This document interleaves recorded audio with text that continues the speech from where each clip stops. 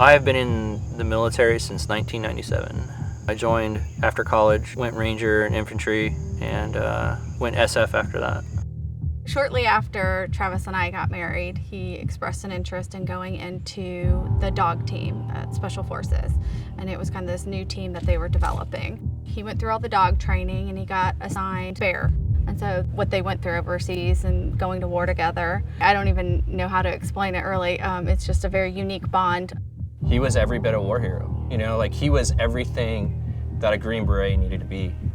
He had a huge impact on my life. He had a huge impact on my family's life. When I left active duty and was still deploying as a contractor, it was kind of a dark time, you know.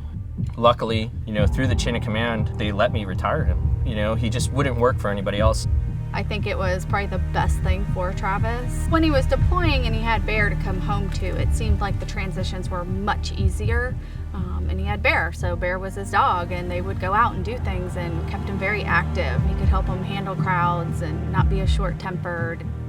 To have this dog who was the best attack dog overseas, the best offensive, defensive, bomb-finding, tracking dog we had, who changed his whole demeanor when he moved into my home with me and became like there for us as a family.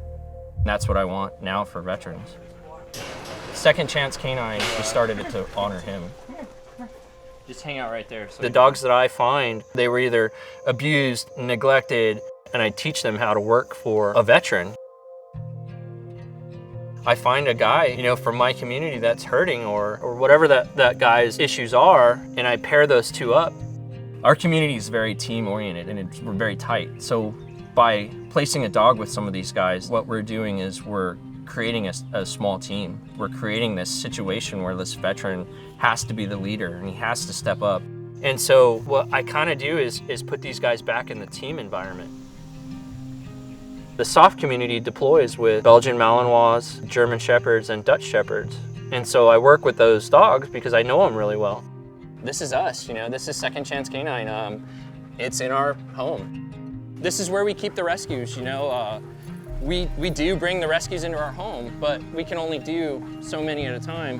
So we have in the yard right now, we have 7 dogs at the house today, and we're pretty maxed. And we're kind of a constant flow, you know, like we try to put them with their forever homes as fast as possible. We make sure they're really solid on their behavior. We put some really good obedience into them, and then we try to get them to the home that's gonna be their home forever.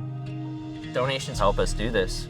We have goals to get to a facility, but right now, you know, it's gonna take a few years to get to that point. The first thing I would do is I would build a shelter over my kennels. We're in Tennessee.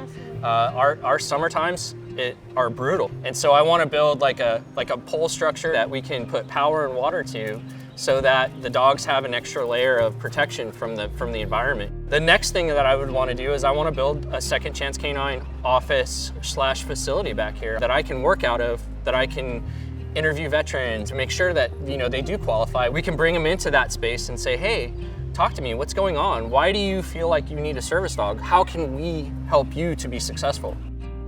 I want to have 12 dogs being rescued at all times. 12 is significant to me because it's the number of guys on an ODA, and there's a significant cost. They need food, they need shelter, vet care, they need basically therapy. Me and the volunteers that I have working with these dogs, we're putting these dogs on a mental health path, just like we're doing for the veterans. Individuals can help just as much as the corporations by just going to our website and hitting donate, whether it's $5 or $500, it all makes a difference. Training up a dog for 6 to 8 months and then handing it to a guy is only the start. I developed these lifelong friendships and relationships with these guys because we constantly talk to each other, we're constantly checking on each other. We're trying to stem the suicide rate. We're trying to stem the guys feeling alone. It's all about second chances, not only for the dog, but for the veteran as well.